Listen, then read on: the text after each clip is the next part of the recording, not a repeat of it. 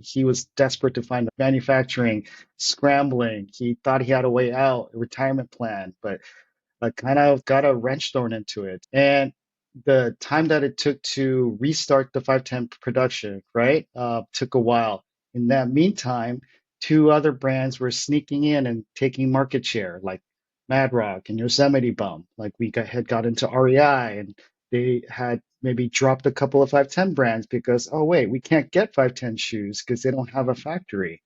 So if you're Charles Cole, totally understandable. Like you're pissed, right? You're like, man, these guys are just stealing my market share, and I have no way to produce. So he aggressively went after Young's brother-in-law to set up another factory to restart production. So that's where like the old school drama happened with 510 and Mad Rock. And I would say there was a not so friendly sales tactics back in the day with 510 reps versus Mad Rock. Like, hey, these guys stole our stuff. These guys use cheap Asian labor. I mean, we used to make their shoes. I don't know why would they would say that. It's the same quality. But like that was an easy way to sell or like, make sure people don't buy Mad Rock shoes. Like, why would you want to buy it if you think, oh, these guys stole the designs and they just moved production to Asia to make it cheaper, which is all false. But that was the narrative that was kind of born in that era. And it kind of perpetuated all the way into the late 2000s. I'm going to sneak this in here. Sang is not a climber. He's not a last maker. He just knows how to do production. And I'm going to say that's probably why the Unparalleled line is the way it is now. It hasn't really changed.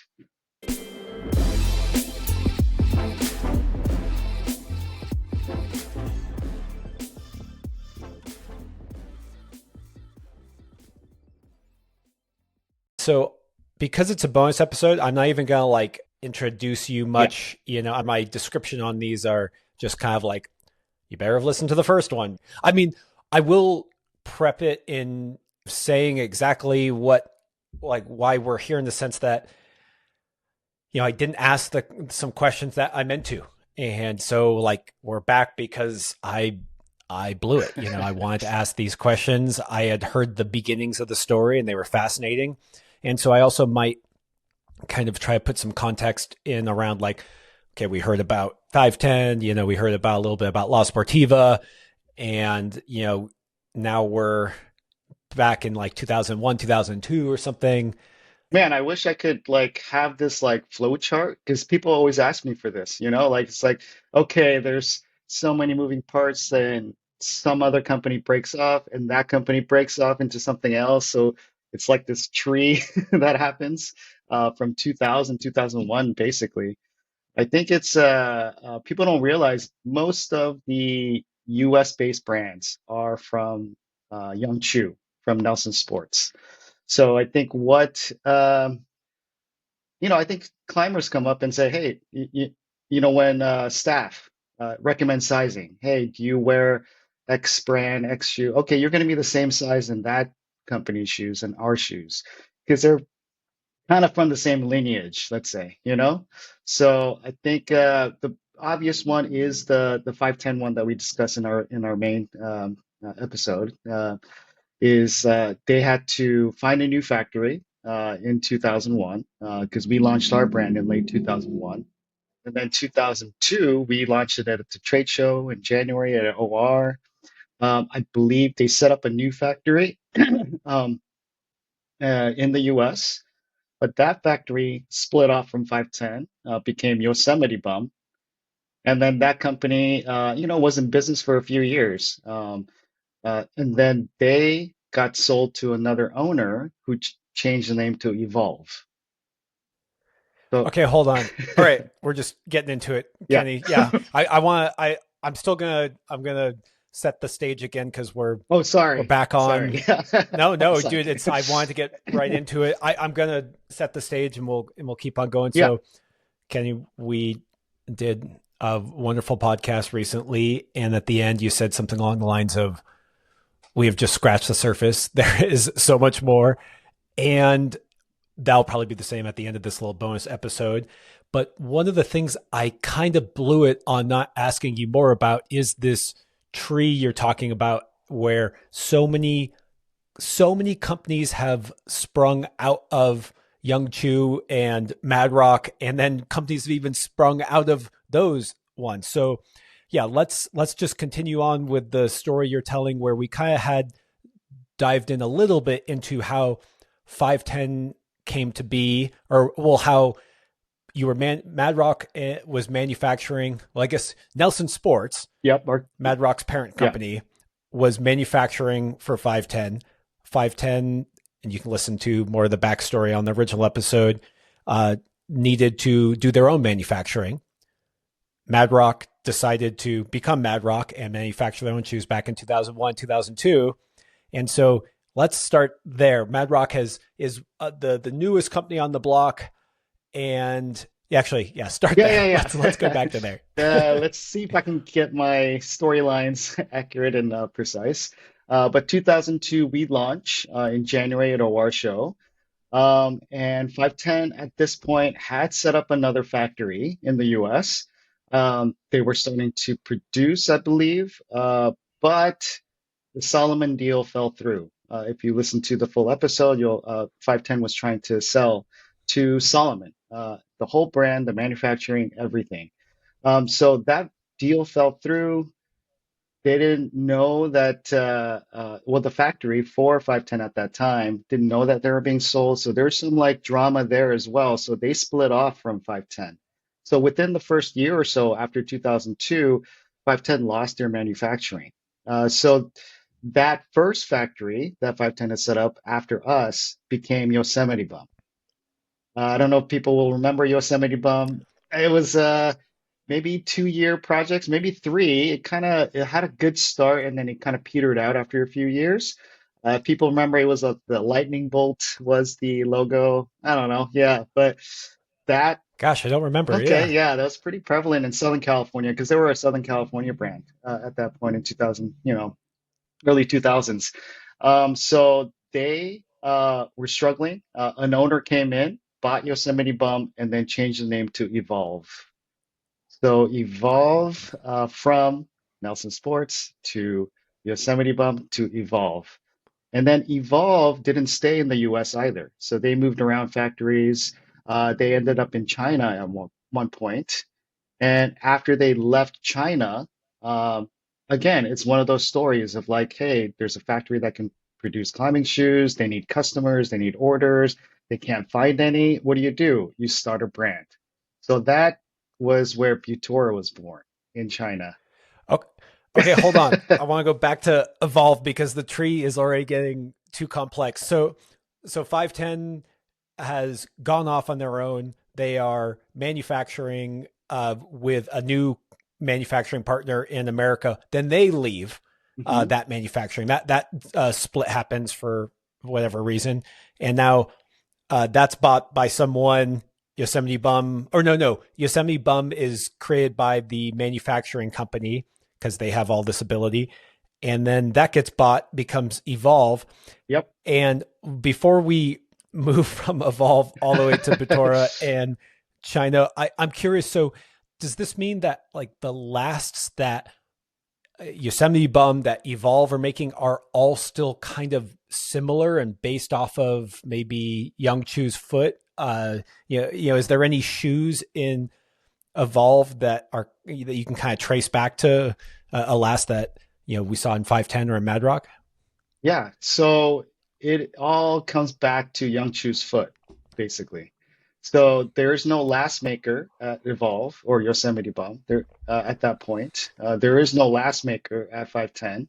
So they're still using the same last that we were using to produce all those shoes. And that's why a lot of people say, hey, these all fit similar. If you're this size in, this company, you're going to be the same size with Mad Rock. So I don't think people realize that Young Chu's foot is like the most copied foot for climbing shoes in the world. Like his foot has so much influence. It's not just the US brands also, because we covered in the full episode that we do produce for the Italian brands as well. Italians, the French, the Germans, the Swiss, we kind of supplied everyone. So it's been copied, it's been modified, but the base last, the design is based off Young's foot.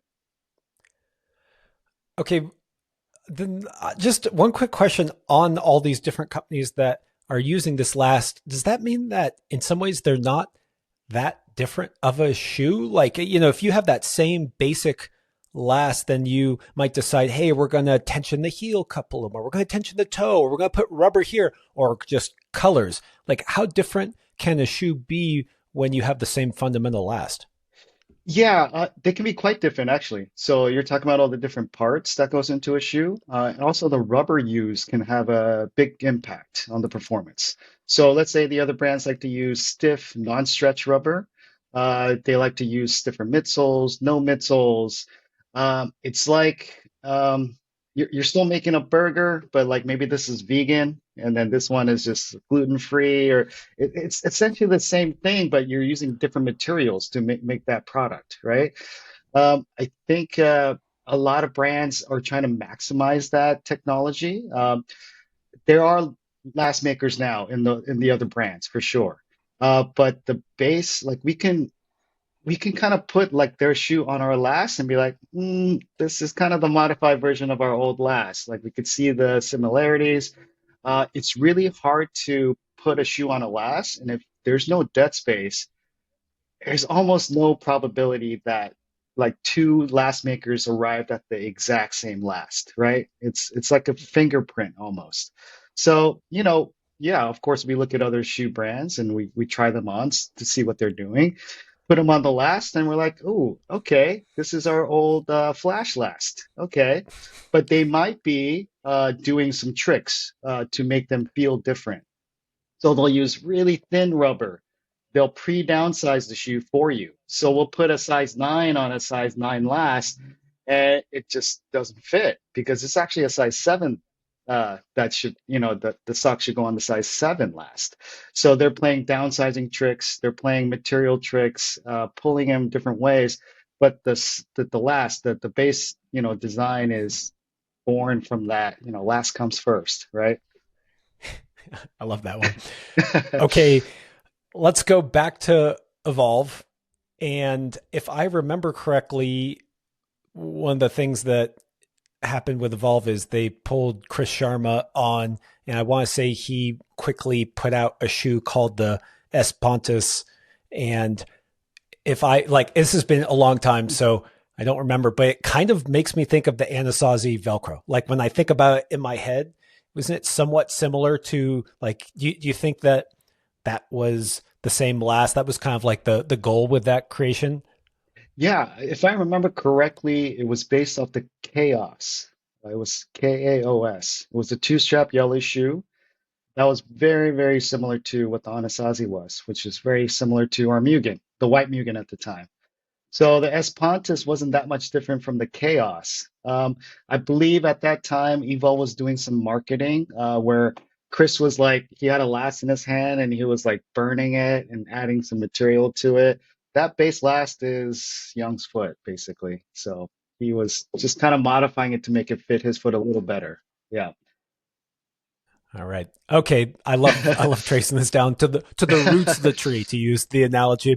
Okay, so Evolve decides to start manufacturing in China, and then manufacturing gets moved somewhere else. And so now there's a factory in China that has all these skills to build a shoe. Typically, it was an Evolve shoe.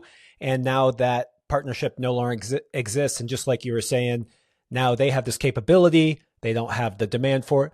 They create a brand themselves, which becomes Butora. But is there more to the Butora story than just that?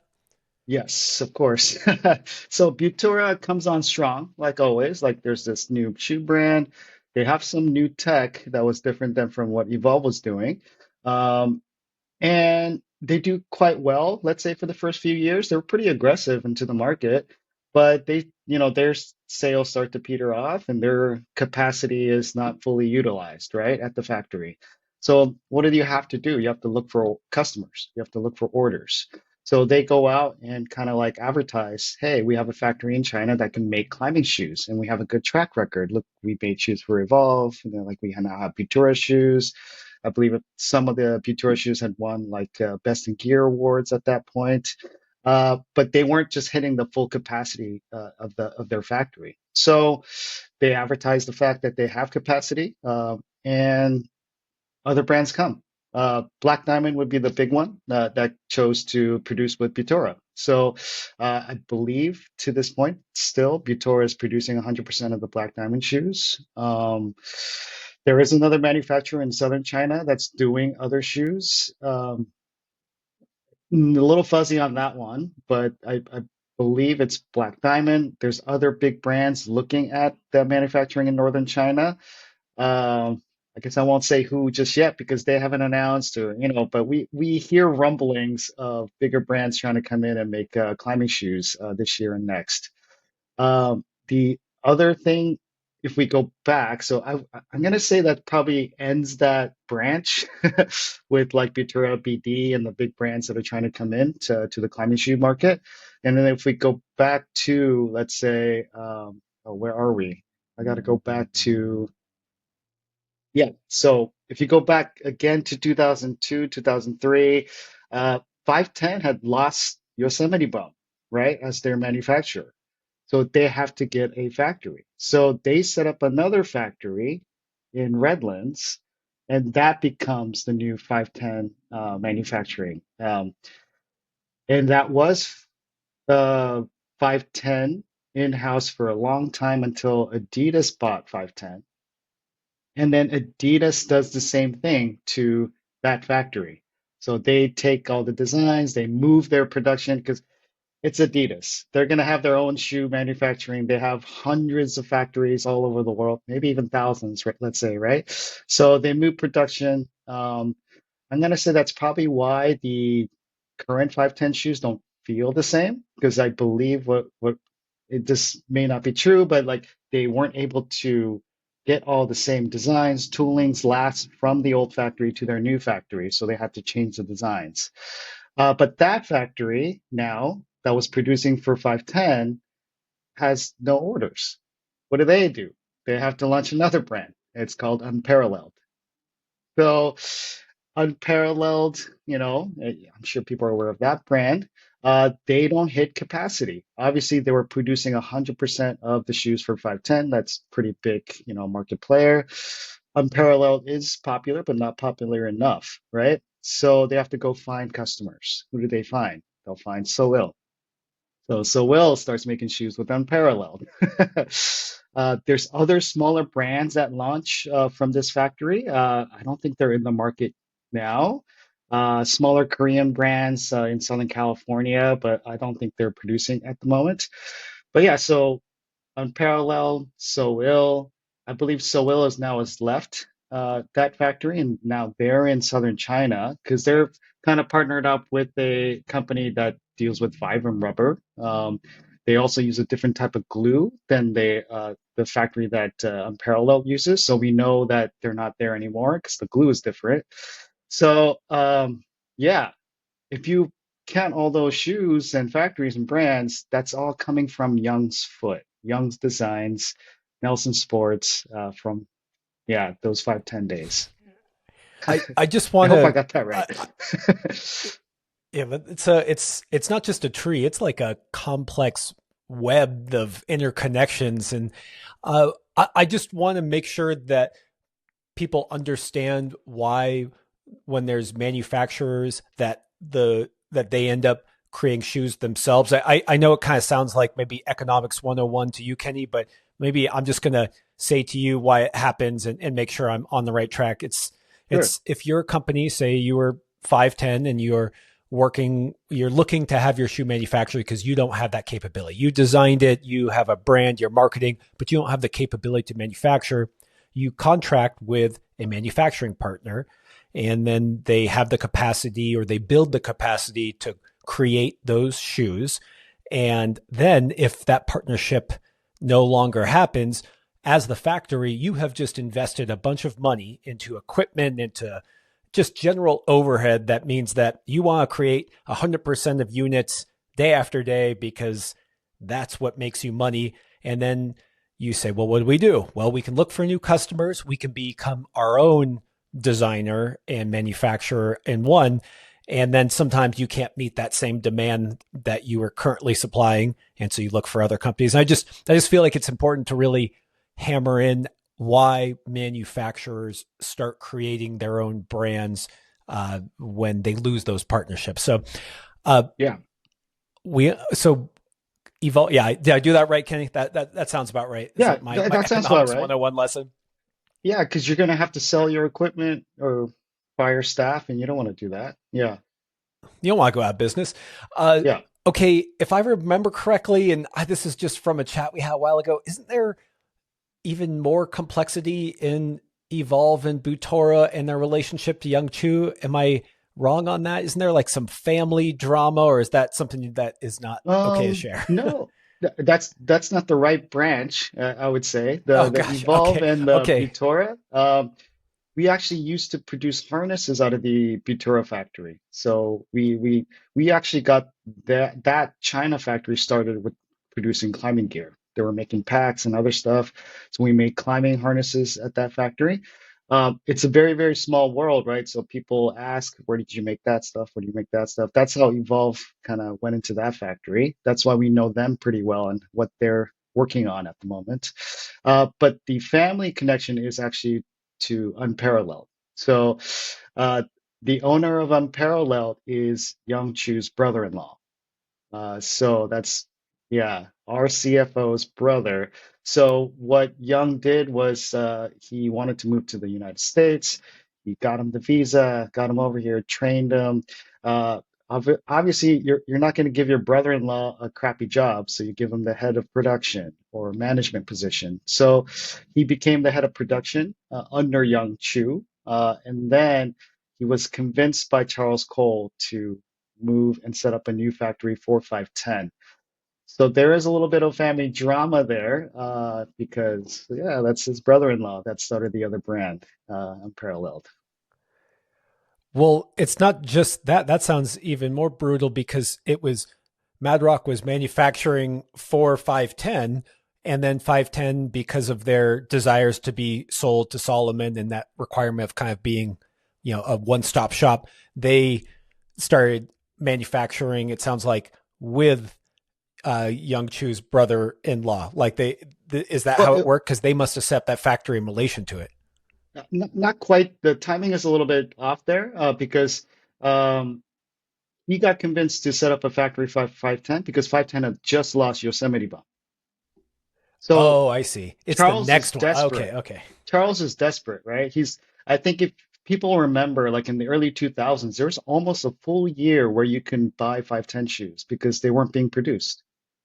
So I think that's where kind of the like heated, I don't want to say it was negative, because kind of Young kind of like tanked that deal. It kind of caused Charles a lot of headache, a lot of drama. He was desperate to find a manufacturing, scrambling. He thought he had a way out, a retirement plan, but kind of throw got a wrench thrown into it. So obviously, and the time that it took to restart the 510 production, right, took a while. In that meantime, two other brands were sneaking in and taking market share, like Mad Rock and Yosemite Bum. Like had got into REI and they had maybe dropped a couple of 510 brands because, oh, wait, we can't get 510 shoes because they don't have a factory.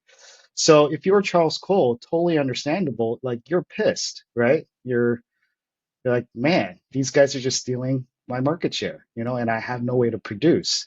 So he aggressively went after Young's brother-in-law to set up another factory to restart production. So that's where like the old school drama happened with 510 and Mad Rock. And I would say like there was a not so friendly sales tactics back in the day with 510 reps versus Mad Rock. Like, hey, these guys stole our stuff. These guys use cheap Asian labor. I mean, we used to make their shoes. I don't know why would they would say that. It's the same quality. But like that was an easy way to sell or like, you know, make sure people don't buy Mad Rock shoes. Like, why would you want to buy it if you think, oh, these guys stole the designs and they just moved production to Asia to make it cheaper, which is all false. But that was the narrative that was kind of born in that era. And that kind of perpetuated all the way into the late 2000s. Ooh, brutal. Does that mean that when Charles was trying to poach, I guess is the right word there, Young Chu's brother-in-law, was he working at the factory, at the Mad Rock factory at the time as head of production? Nelson Sports. Yeah. Ooh, oh Yeah. yeah, Nelson. Oh, Yeah. brutal. Yeah, that's So, aggressive. and I'm gonna sneak this in here. Sang is not a climber. He's not a last maker. He just knows how to do production. And I'm gonna say that's probably why the unparalleled line is the way it is now.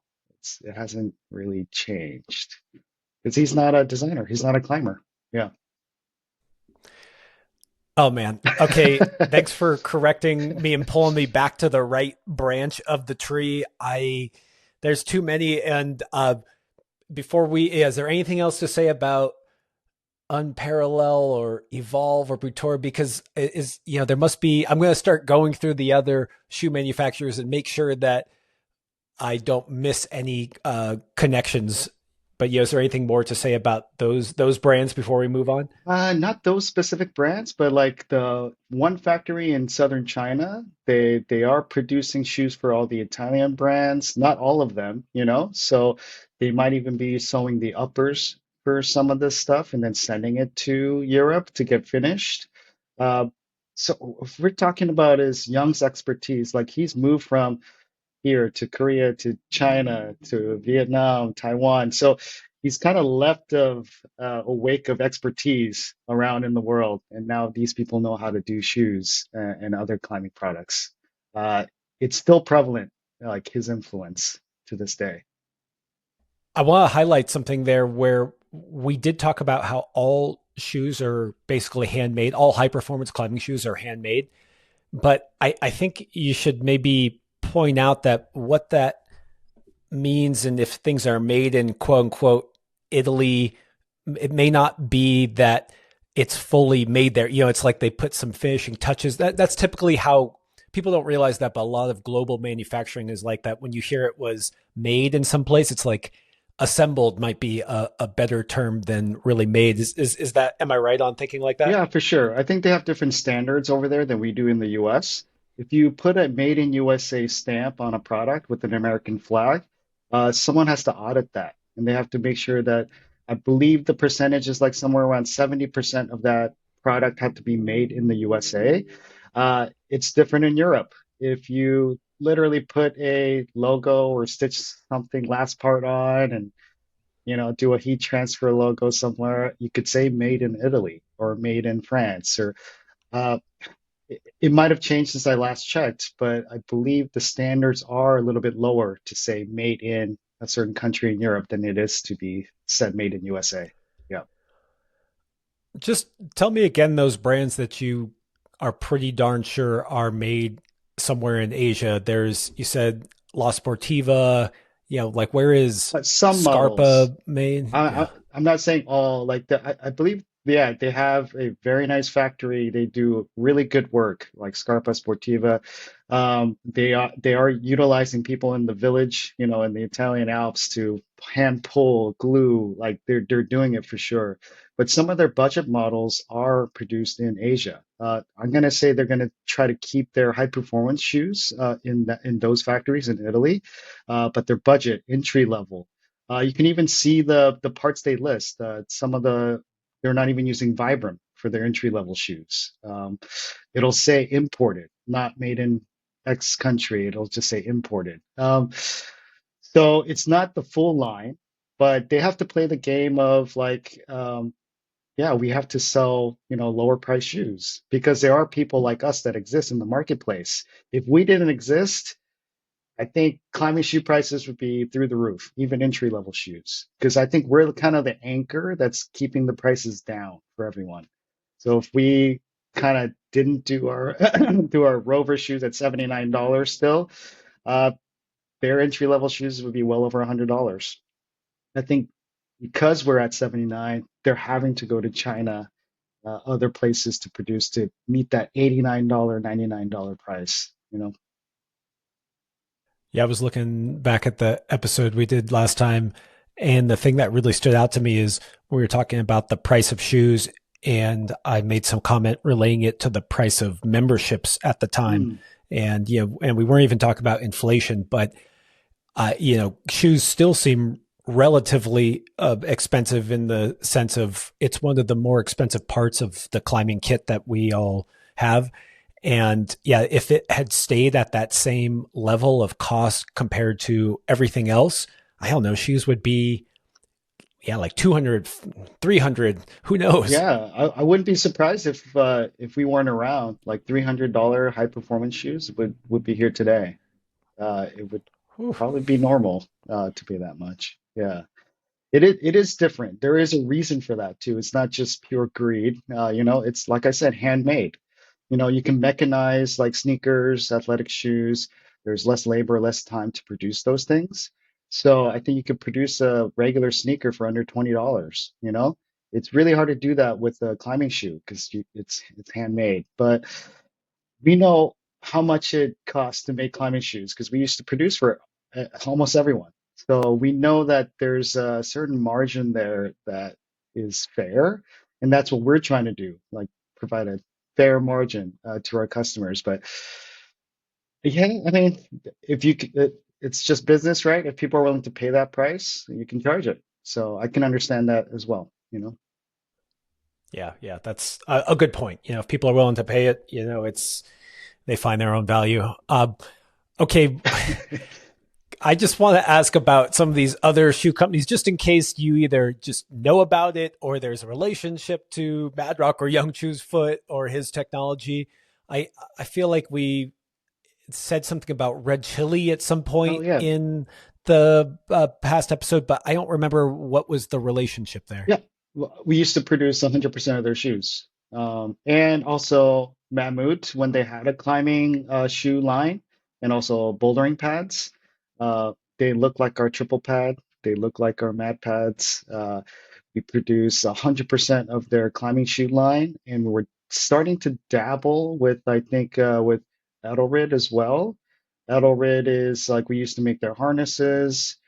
I think the factory that made Red Chili, I think Edelrid now owns Red Chili, and Edelrid was trying to do Edelrid shoes. I don't know if you remember that. It was a little like maybe in 2019, 18 or something like that. They had Edelrid shoes. Wild Country also tried to do shoes, if you remember.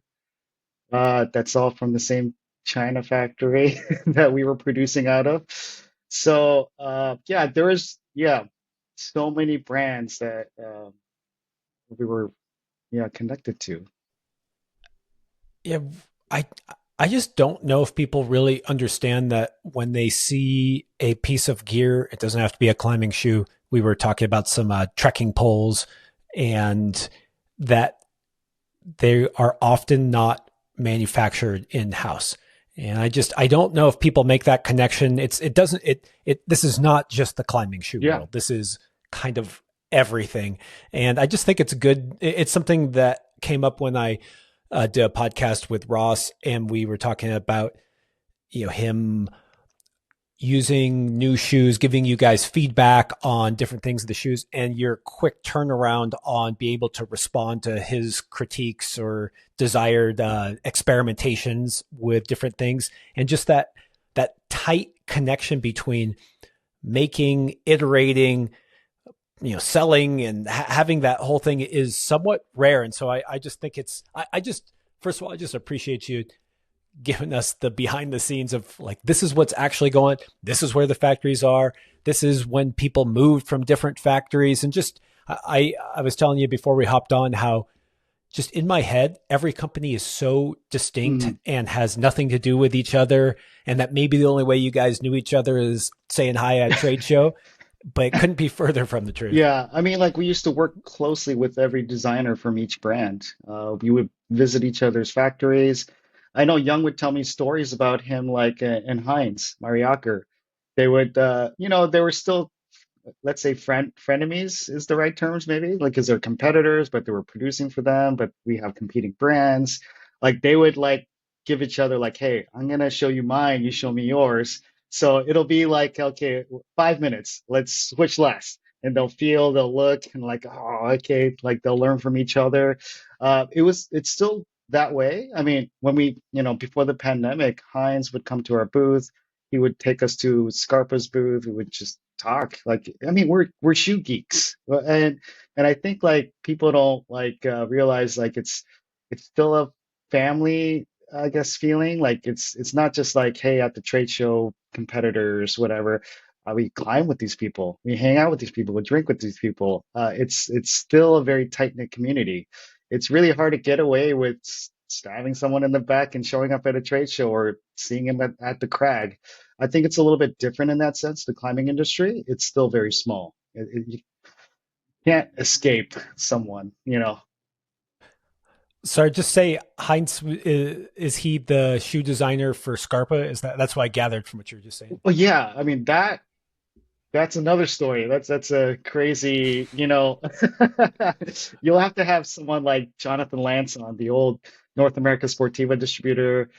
He was partners with Heinz for the North American market for Sportiva. As you know, Heinz is not at Sportiva any longer. He's at Scarpa. There's a reason for that. But like we developed that relationship with Heinz when he was at Sportiva. So we worked on shoes together. Yeah. Because you guys were producing for them, Yeah. and Yeah. we're yeah. Yeah. Wow. Okay, I'm just gonna look at my shoe list. Is there anything that we should know about Boreal? We talked a little bit about Boreal, but not so much Oh like no. the behind the scenes. I just that was a shoe company that was really popular when we were first starting. Yeah, I think unfortunately they lost their distribution in North America. I believe in the mid 2000s or late 2000s. Uh, John Backer was one of the big proponents of Boreal shoes. He was the designer for Boreal. Steve West, I believe, was the sales manager of North America Boreal. So when that distribution ended, Boreal kind of left the U.S. market. But you got to give it to Boreal. I would say they're kind of the original pioneers of a lot of the tech in this climbing shoe industry. I believe they made the first kids shoe. They made the first slipper. They made the first rubber that was different color than black. Uh, they truly tried to innovate. I would say I would look at what they're doing, and they've kind of tried it all. Not the molding part. Now they're behind us in that because they're starting to mold rental shoes. I just saw that at a trade show last year. But like, yeah, they did their own designing, manufacturing, glass making. Boreals was like kind of the original pioneers of like the new stuff that was going on in the early 2000s. I remember this is in the mid '90s, so I don't know if you have the history for this, but they released, I think it was called the Stinger, and it was a really downturned pointed shoe, and just was that was for me. And again, I'm like a 9-year-old this time, so I didn't know what was going on, but for me, that shoe looked. It was the first downturned shoe I had ever seen, and honestly, we were like, why would you want to put your foot in that thing? That looks so uncomfortable.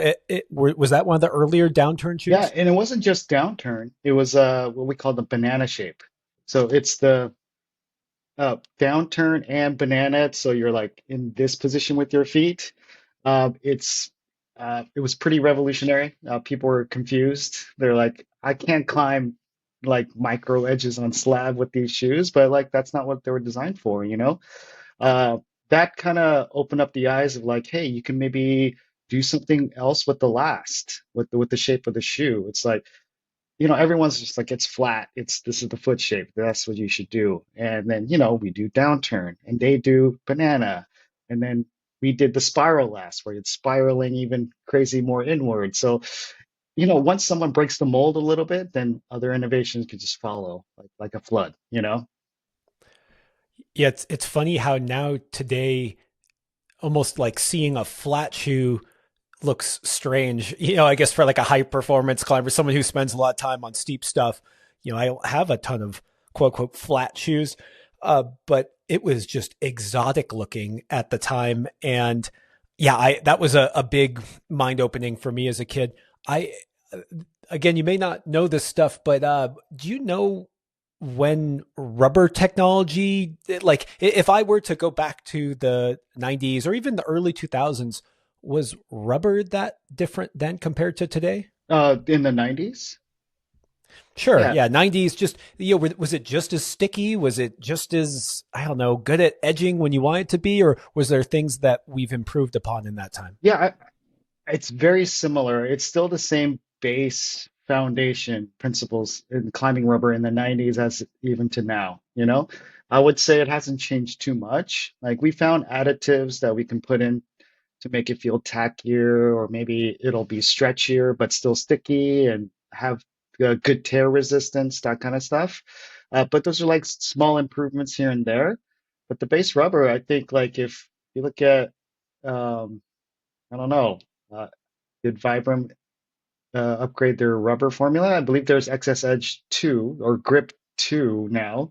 But this is like we're talking the second version of the original formula from the 90s or even the 80s. So it hasn't changed too much. I think there was that like huge evolutionary step in rubber technology with like, with the Purays or The Furies. yeah, Yeah. or like, stealth was like another big step, right?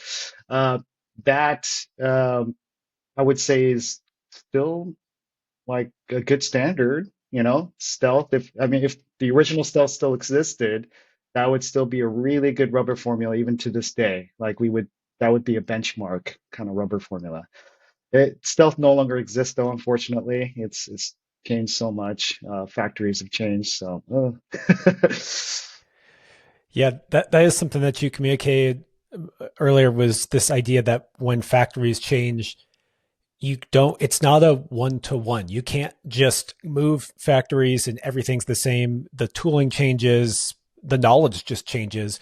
And yeah, that was something I didn't realize. But when you explained it, it's not necessarily the friendliest parting when those for things happen. sure. So Yeah. yeah, And then also people forget, like, what if you were producing rubber in a cold climate before, and then you take that same formula to a warm climate, and it's okay, it's the same formula, but humidity is different, temperature is different. Like, I don't know where you are on the latitude. I don't know, like that may have a difference.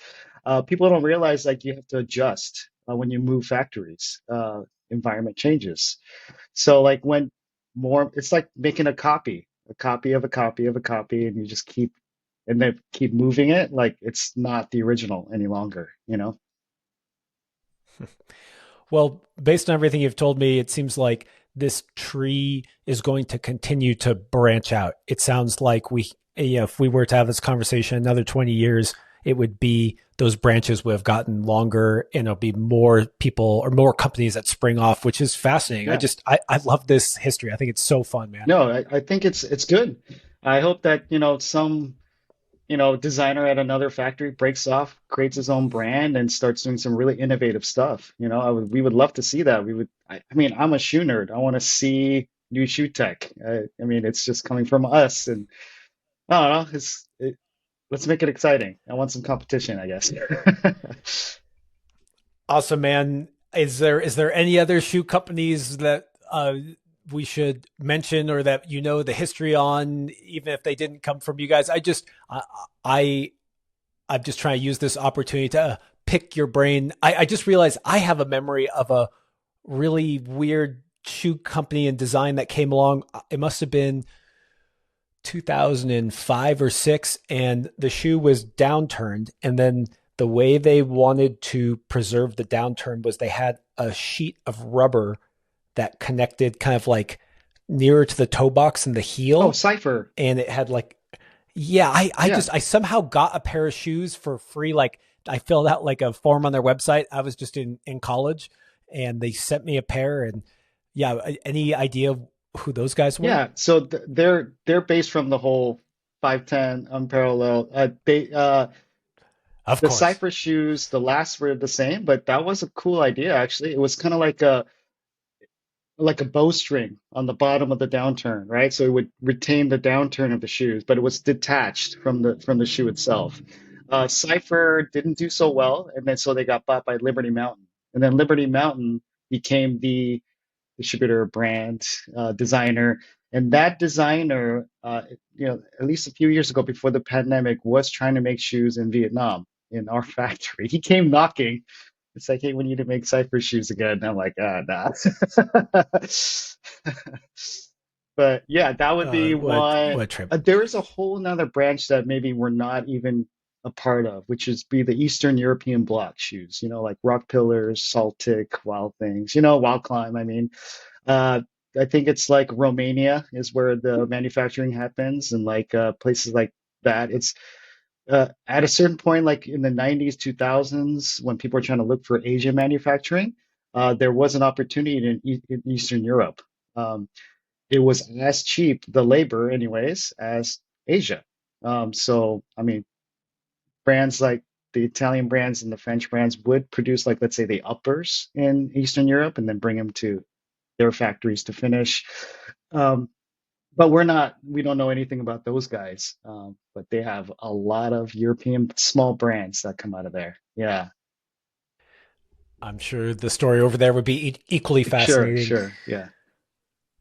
Oh, good stuff, Kenny. I do think you should make a flow chart like you Oh, mentioned in the beginning. man. Someone should make some kind of, yeah, just a one pager graphic that kind of shows how it all worked, because yeah, I just had no idea. Yeah, And yeah, that dude, and I don't think many people do until maybe we release this. And so yeah, I don't want the history to be lost. You should write a book, or and have Young Chu with the foreword there with a sure. picture of his foot, his famous foot. Oh man.